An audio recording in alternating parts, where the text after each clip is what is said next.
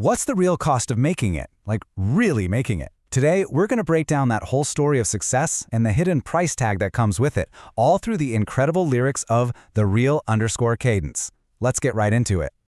This line, you hear it over and over like a mantra, and it's basically the heart of the entire story. On one hand, it's a declaration, right? He's saying, I'm here, I finally did it. But it also sets up this massive tension we're about to explore, the huge gap between a past where he had nothing and this brand new reality. So, where does a journey like this even begin? Well, it all starts at the foundation, just pure, relentless hustle. Let's take a look at what was driving him from the very beginning. And look, he's not getting all poetic here. This is literal. This line just paints this vivid picture of a daily grind that eats up everything. The goal is simple, it's tangible, and it's singular. This paper, that's the engine behind every single move he makes. But here's the thing you gotta understand. The hustle isn't just about being ambitious, it's about survival. When he says, I've been at the bottom, that changes the whole equation. This wasn't some climb for glory. It was about clawing his way out of a hole because, well, there was no other choice. Okay, but we all know that getting that paper, it's never free, is it? The next part of this story pulls back the curtain on the immense cost of that success, both for him and for the people around him. And man, this line, it just hits with so much force. The chase for wealth isn't some victimless solo journey.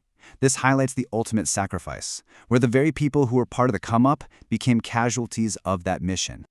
And the cost isn't just communal. It runs deeper. It's generational. Here, we see the sacrifice within his own family.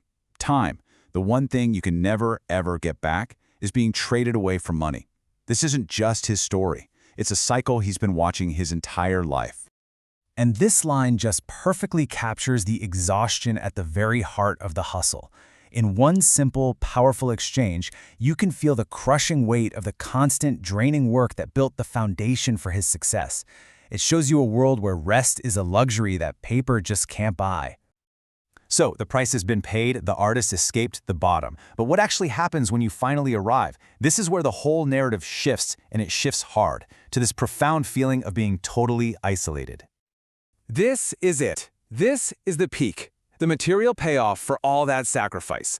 Having the power to walk into a mall and just buy everything, to cop it all. That's the tangible proof that he's made it. The dream is real. Or is it? Now this is where you can really see the core conflict of the whole album laid bare. On one side, you have the triumph, the victory lap, now I have it all. But right next to it, you get this stark, lonely reality. I'm on top of the hill again, but I'm not from here. He's reached the summit, but he feels like a complete stranger there. And that feeling of alienation, of being an outsider, just gets hammered home with this line. His new world is full of fakes, and he realizes he can't connect. He can't even pretend to fit in. He's become an outsider in the very place he fought so hard to get to. So this external isolation, it eventually turns inward. After you've conquered the outside world, the only battle left is the one inside your own head. You know, what's really happening here is that the story is shifting. It's moving from a story about physical survival to one about psychology. The main struggle isn't about getting paper anymore. It's about grappling with the consequences of having it. And wow, talk about a moment of just brutal honesty. He's admitting this massive regret, realizing that the enemies on the outside have been replaced by the fears on the inside.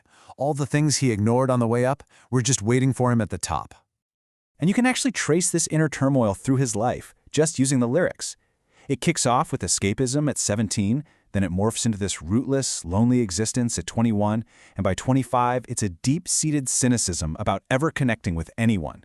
He's a rolling stone, always moving, but never ever finding a place to rest. Which really forces us to ask this central question.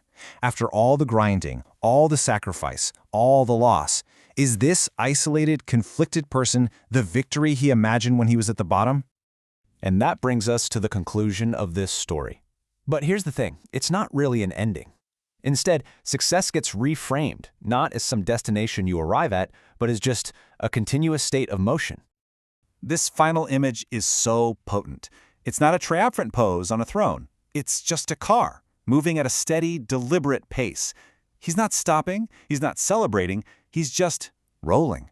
The journey itself has become the destination.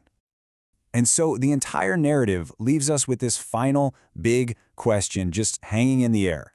It challenges all of us to look past the material stuff and really consider the true cost of ambition.